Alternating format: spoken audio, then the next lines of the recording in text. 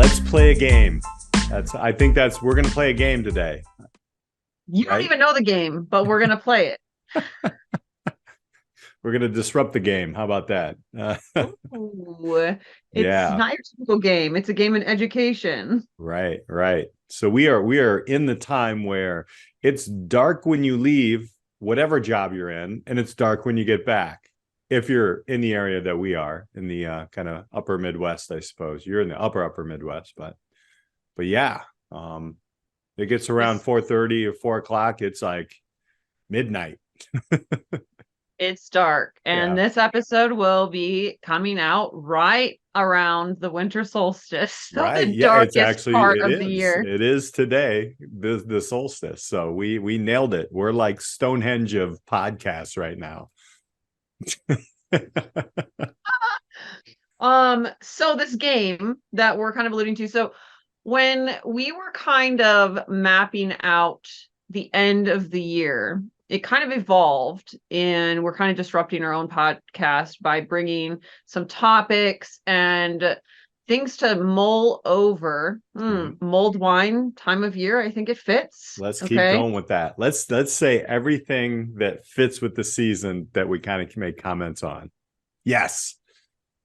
But we dive into a lot of topics here on the podcast, and sometimes you can kind of be in these topics and not have a bird's eye view of maybe what are some of the major issues right now in education, as well as like opportunities from those. So the game that I kind of alluded to Peter right before recording this, but he doesn't really know, is can he guess?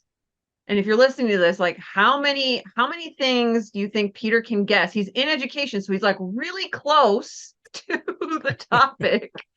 Place your bets, ladies and gentlemen. I can't even say how many I have because then that would like help you. But right, like there, and I'm sure there's more than this. Okay. But I just got a list of some top. We're gonna start with challenges in education right now. How many can you name, or how many do you like, what are some that you have, and we'll see like what we get to. So that's the game. That's a challenge for you. Yeah. And end of the year to get you kind of thinking about. We're going to dive into some of these on the podcast. So I gave you a little bit of time, Peter. What do you think? I have an IEP. I get like 2 hours.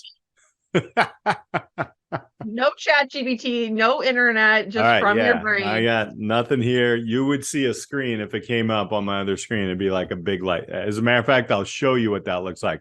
Oh, that's a screen there. Okay. So for those on the YouTube channel, you just saw my left side of my face got tan.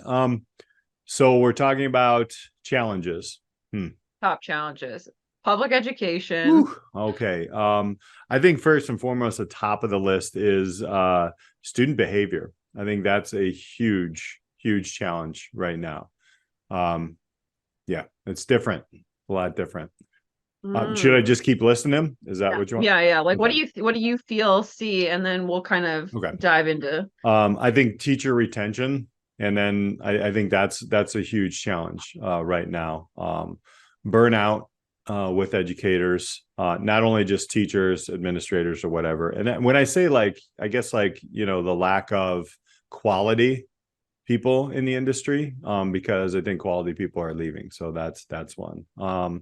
I think direction is a challenge right now of what is, and I'm looking at high school, so I'm going to be biased here. So if you're in elementary, some of these may apply, some of them may not. Like the direction of what high school really is for, or what school is for. I think that's one. Time frames of the day, the high school day, or even just an elementary day. I still think we still have that kind of prison look in school. I think that's a challenge. I keep going. Isolation at work. Not enough time for people to kind of cross paths and work in groups.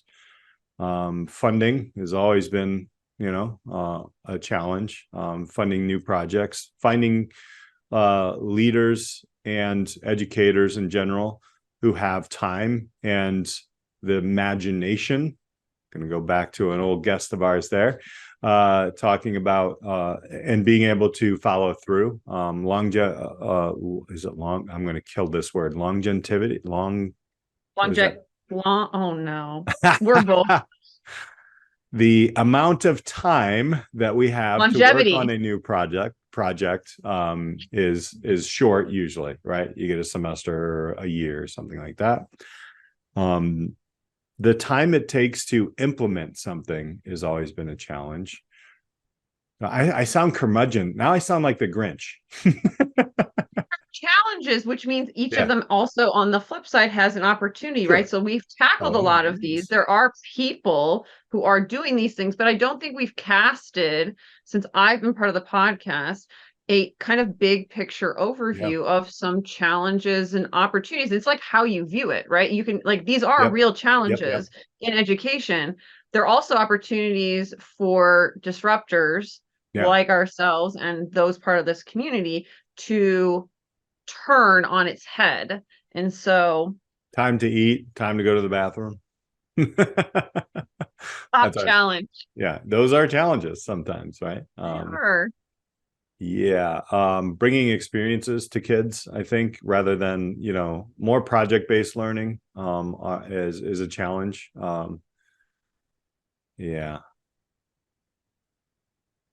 I don't know, that's a lot. That's a lot. I'm throwing a lot out here. So you are. Yeah, technology, I think, obviously challenges with phones. I have a story about that I'll tell later on the podcast. It's actually a good one. It was really cool. So there was an opportunity there that I actually took an opportunity with a phone with a young guy. So yeah, that distraction. I think listening skills have always been there. Creating these things I think right now that's going to be my stopping point. Otherwise, I'm going to start, drawing straws like asbestos and things like that. Well, okay, so 1, 2, 3, 4, 5, 6, 7, 8, 9, facilities. 10, 11, that's a legit 12. One. Yeah. Oh, that is, I didn't 13, 14. I think you have that's a big list that's covering a lot of stuff. Right. And some of them were, I did a very basic Google search of like major that's curious cool. challenges in education. And I was looking at Education Week and tradeschools.net and Advocate, in case you're wondering where I'm getting these things from. And so top of the list is funding. That's what they say. And that was pretty much like that came across, and it was like just general local funding, government funding. How are we funding? The future of funding. It was like money, which we've definitely talked about. Right. Coming in number 2, which I was, I don't know that you totally said this one. You said student behavior, but they're categorizing it as like mental health. Okay. Yeah. Fair enough.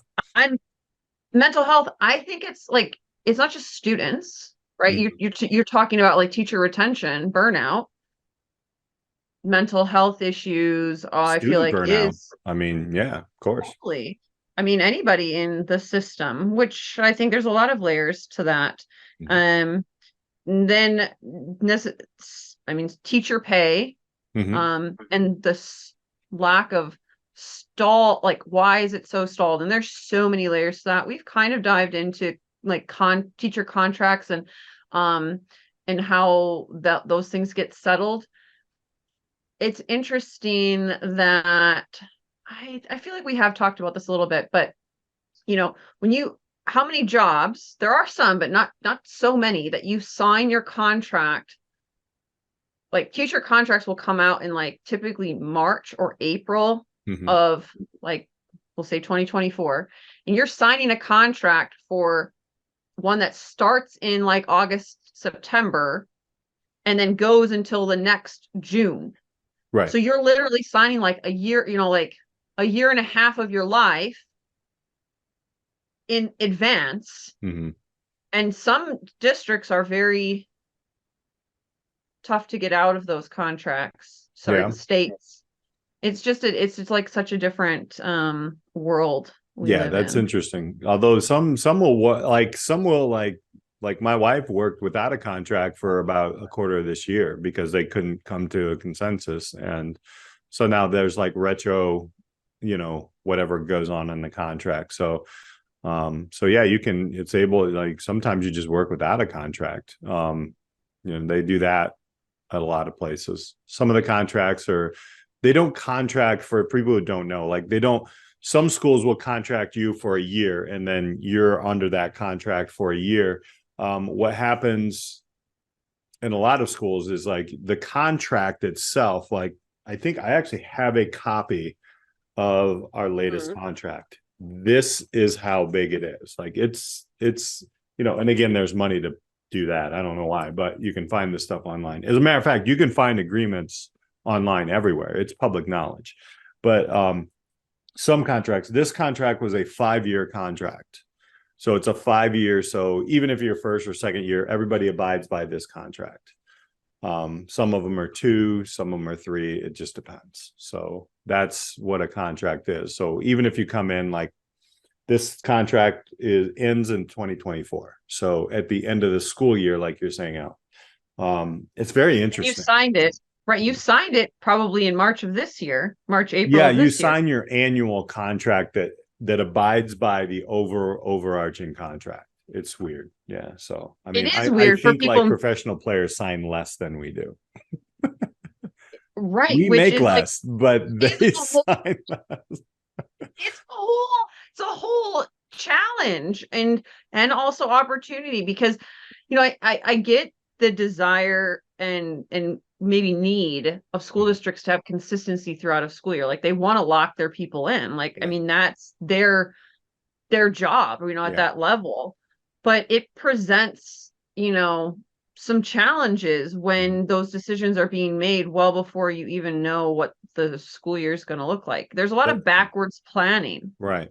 Well, that's again, I think one of the strategies that school systems or school corporations or wherever you are, they use is signing bonuses. And if you do take a signing bonus and you don't make it through the year, you have to give that back 99% of the time. So that's one good way to make sure people stay. I mean, it's kind of, you got to let them know. I mean, but I think, pencils down lets you know what it's really like. So just buyer beware, if a school's offering you a $50,000, signing bonus, you may want to question some things. I mean, that means it's probably pretty tough school. It's very difficult. The toxic culture, whatever, it might not work.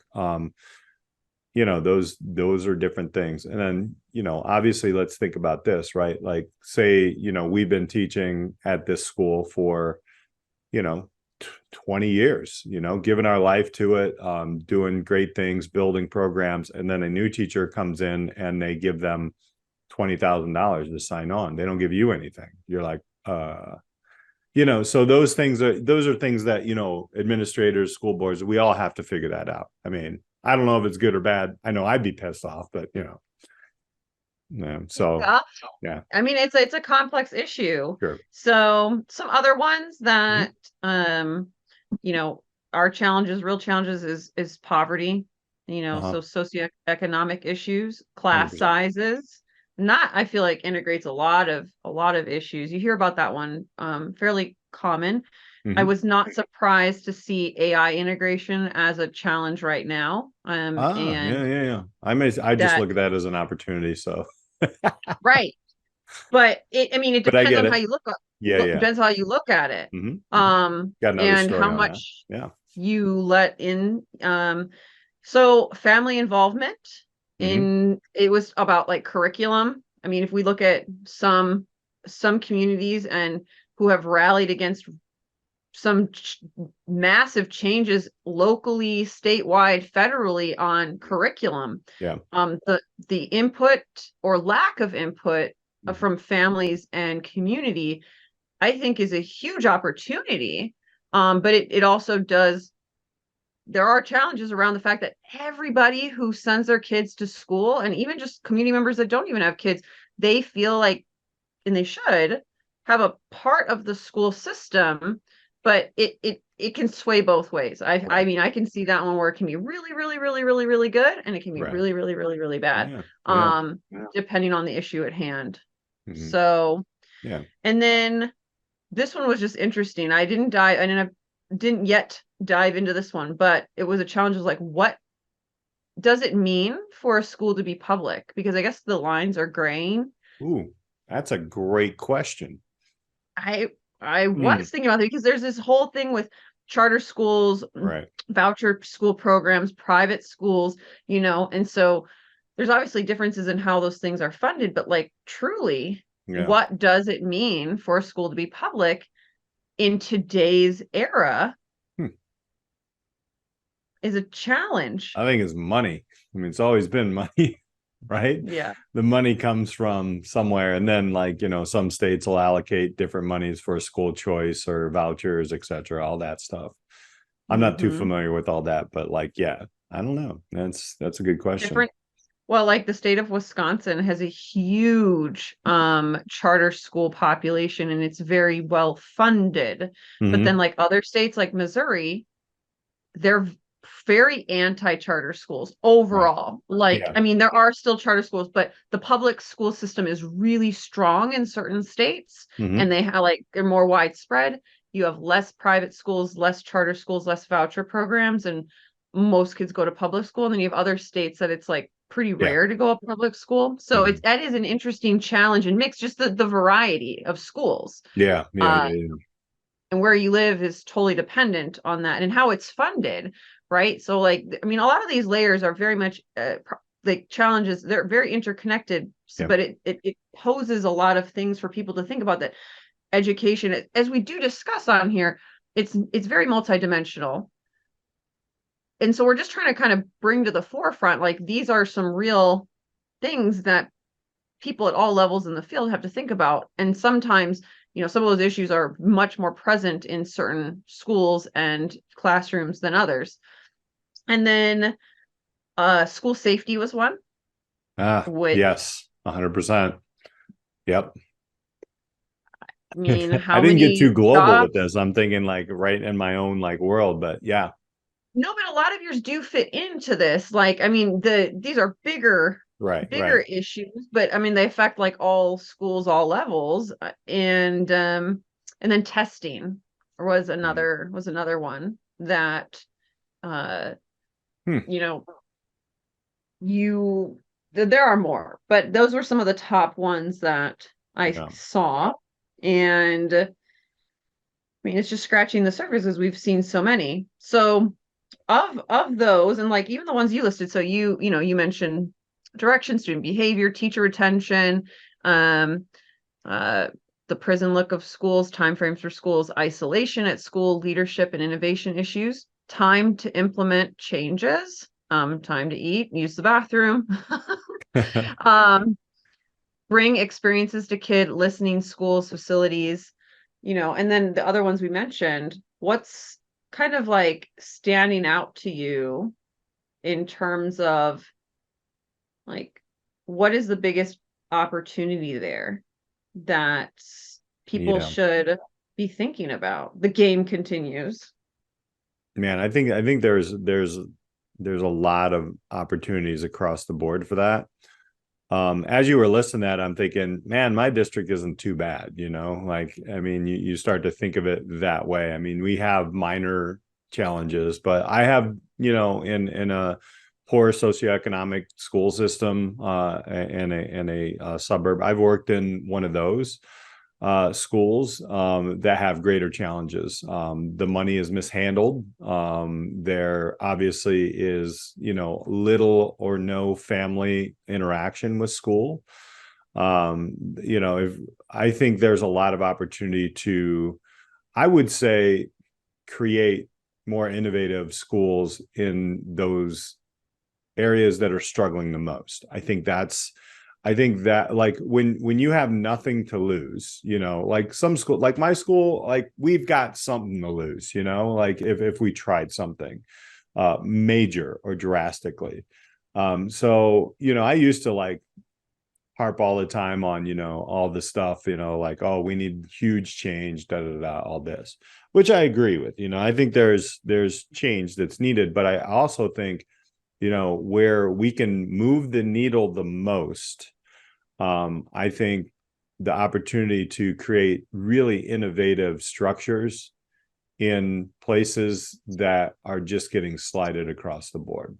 Funding, they're getting slided. The educators are leaving those schools the most, those school corporations, because let's be honest, it's the poor schools, the poor communities that are just getting killed. If I have a choice, I'm going to go into a wealthier school, maybe not the wealthiest school, because I think there's similar challenges there. But now you have over parental stuff, so there's a balance. But I think there's the greatest opportunities to rebuild some structure, and then draw some innovative educators into that. But I think, the challenges, I can still see the challenges of communities doing that. I've actually worked with people who are building, who was building a school working in Oakland, and they were going to do this. And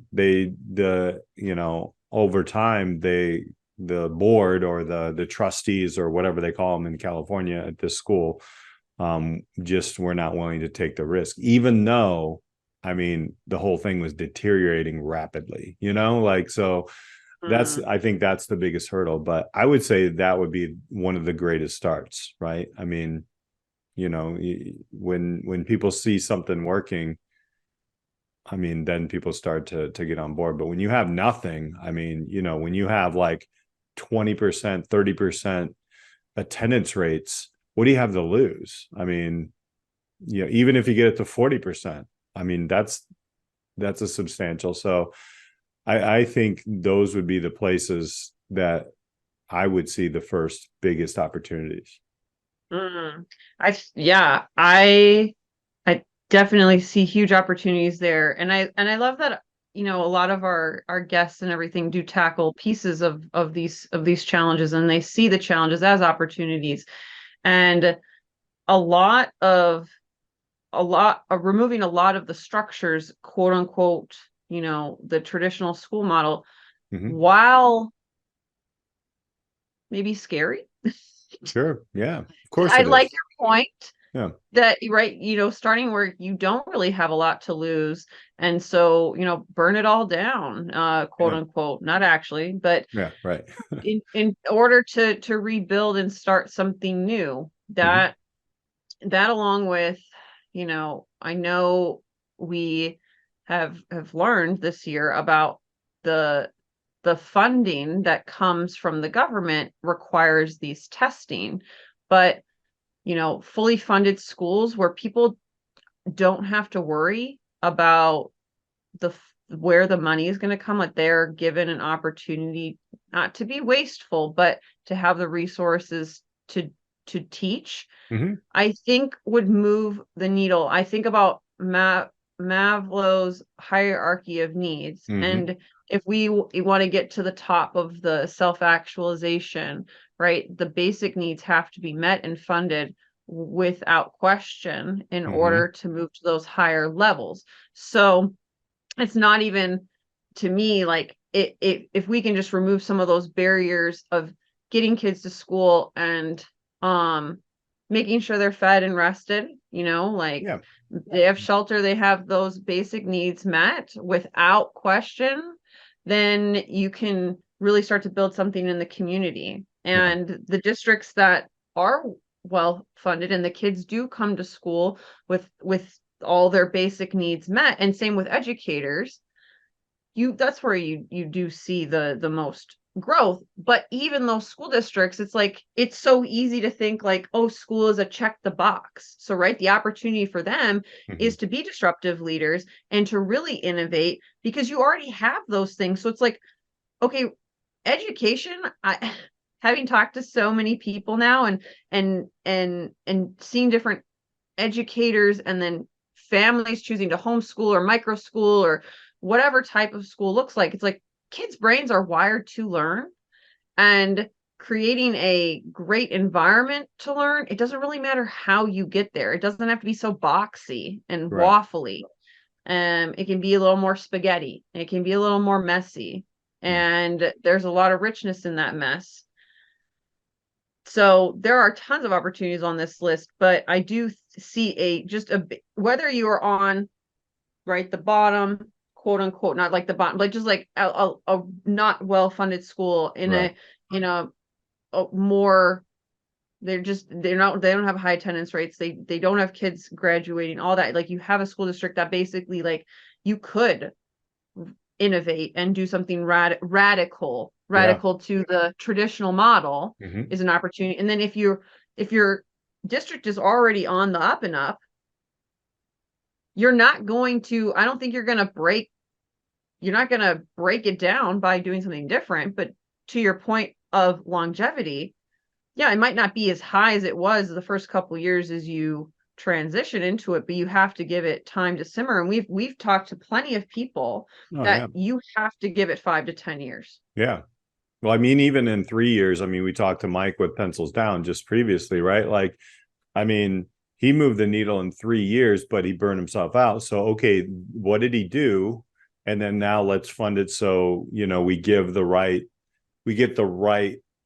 people in the right places and the right programs to where it's now scalable. It's not just the quick, 3-year turnaround and then you're done, because what he was saying, and obviously in the book, you can't keep up with that. But then what would help you keep up with it? And then there you build right off of it. But I think, just to be the Grinch of the season, who votes, I mean, and when people are voting, they want their money to go places, and poorer communities tend not to vote. Now, I'm not saying it's right. I mean, if you want a wealthier nation, you gotta help your your middle and lower middle class and lower class like up. I don't know. I just think it makes sense. But yeah, I mean, there are some, he just said it. I mean, he moved the needle, but he worked, 6 days a week, 70, 80 hours a week. Okay, well, let's get him some help. I don't know. One person job that should be a 4-person job. Yeah, you're right. So, I like that. So some of these opportunities are becoming trends. So I did look up some top, I guess I chose 5 trends, cool, that we're kind of seeing. Some of these we have talked about. It gives us an opportunity to learn more about these in 2024, and for our listeners, since these are the hot new, I don't know, some of them aren't new. But they're becoming posh. I like that word, and posh Go is back to the worst Spice Girls there. thing, Posh. because it gets people's attention. It gets Yeah. them like, oh, thinking about it. So maker learning is a trend. Yeah. Which is great. More hands-on stuff. We obviously had Mike from, oh my gosh, the wood shop. I'm just forgetting the name of. Yep. And so that kind of Mike Schloff. Yep. Moving away from letter grades. I'm a big fan. That's a trend. That's a growing trend. Yeah. So exciting, for that to be a trend. The rise of micro credentials. So colleges and then workplaces are really driving this, right? Little did the workplace know how much power they could have. Right. Yeah. You are, the CEO of a company. You kind of get to decide like who you employ and what level of education you require. Like Google, pretty sure just in October of 2023, removed college degrees as a requisite, a prerequisite, whatever you want to call it, of getting a job there. Google got eliminated that. That's a big industry move. That's a trend. So these micro credentials, they're basically doing their own mini schools. They're doing like micro schools at work, right? Here are the skills you need for this job. We're just going to get better at training you. and then you don't have to do a 4-year degree. Yep. An interesting trend. Flipped classrooms, I thought that was interesting. That was a trend, because I feel like that's been a thing for And COVID did that like largely. But okay. yeah, but my dad, like, I think about my dad, as soon as like technology was available in the classroom where he could, have post a video on YouTube or something, like, I feel like that's an early 2000 things, but hey, if it's making a comeback and like more and more of that, great. And then this one, I was actually I'm not sure exactly what it means. So we dove into it a little bit with social emotional learning, but it being a trend in terms of like, where is that going? Right. I'll be interested in, what do people, not just you and I, think about social emotional learning being a trend, and what does that what is the opportunity there? So I think for companies and for school districts, that's a cool trend to Right. see, that awareness piece around social emotional learning.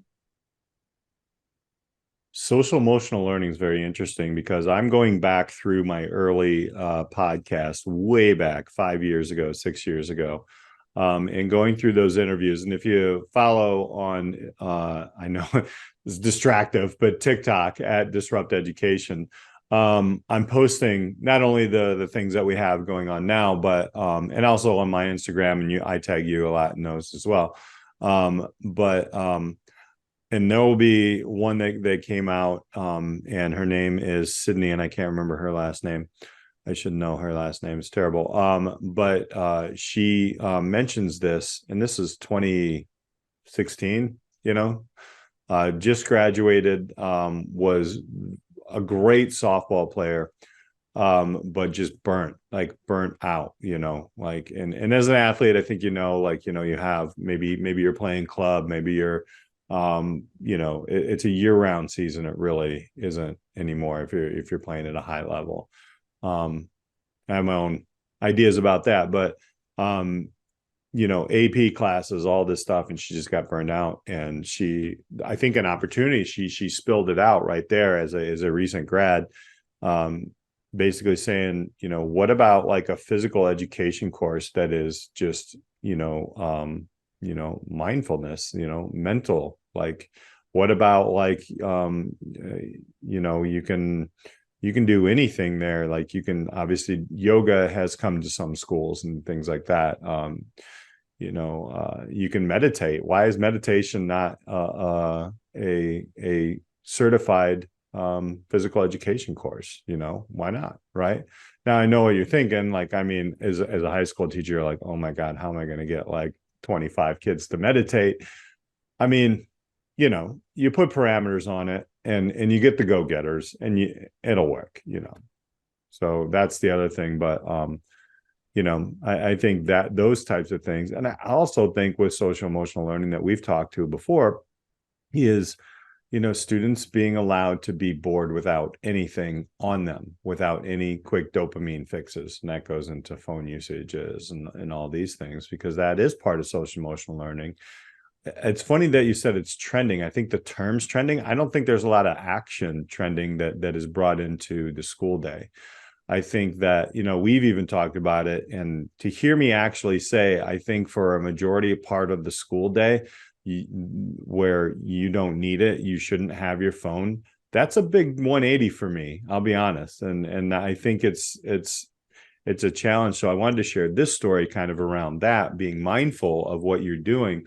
So I had a young man in class, and it's an entrepreneurship class, and he literally physically could not put down his phone. I would tell him, all right, put it away. Everybody everybody put your phone in your pockets. And then 2 minutes later, he'd have it out again. And I'd like, yo, you can't, blah, blah, blah. And then he put it away. And then literally 2 minutes again, like, he literally is addicted to it. So I challenged him not to bring his phone the next day. He looked at me like I was going to kill his pet. He was like, no way, there's no way I can do that. So I was like, okay, well, how about you just give me the phone during the period, and I'll give it to you, when you need it. And he's like, okay, I can do that. So the next day he walked in, I'm like, I just put my hand down. I was like, give me your phone. And he did. And, struggled to stay awake. But he was, he understood what went on that day a lot better. And this was, about a month ago. So, we're building on this, right? That to me is social emotional learning. I mean, so there might be bits of it and pieces of it, but how are we really having students dive in? And again, I think it goes back to the opportunity of state lawmakers to they just did this in Oregon. A lot of people got really upset, but they call it lowering the standards. Like, take some standards off, right? Take some of this mumbo jumbo stuff off, but then really fill it with things like this, right? Because let's be honest, like, people are crabbing about school with, little or no standards, yet the standard of work world right now is, how can we keep your mental health there? How can we, guess what? They're offering nap rooms at work. They're offering, like, these paid vacations and all this. Well, why are we not emulating that in the classroom? Right. I know kids are going to take advantage of it. We all do. And there's going to be adjustment period. But if you have the right people, because it takes the right people, and to get the right people, guess what? We go back to that funding thing. But those are all opportunities to see an answer, but to work backwards. How can we do this? How can we do this? I like this episode. We're talking about, like, a lot of these things and working backwards off of them. See that kind of global perspective, or just like, you can, like, we often do, we don't necessarily list out this array and the complexity of the issues. Right. And they're very much intertwined, intermingled. And so I often find that, the wintertime, when it's cold and dark outside, is some of the best thinking time, and where you can kind of see things differently. And that is the biggest opportunity, is, I think, winter solstice, right? The darkest Days are going to get of longer nights. after this.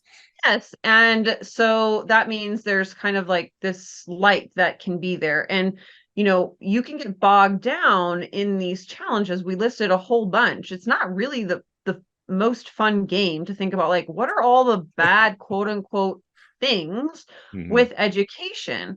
But it's all a perspective shift. You have to have the mentality that these are opportunities for us to change and grow. And in order to be a disruptor at any level, whether it's helping that student, giving them what they needed in that moment, which they needed their phone taken away in order for them to be engaged in learning. That's a microcosm, but it's disrupting that student's day. That's not their normal. And it's seeing those opportunities in every little thing, and not as a negative, right? Like, how do we build something? Yes, we are aware of the issues. And, Patricia on that episode, our lawyer friend, like, where there's a will, there's a way. And I love that mentality. And, it does start with imagining, but it then there is action. So I think this is a great time of year to cast the darkness. Right. Say, it's time for some light.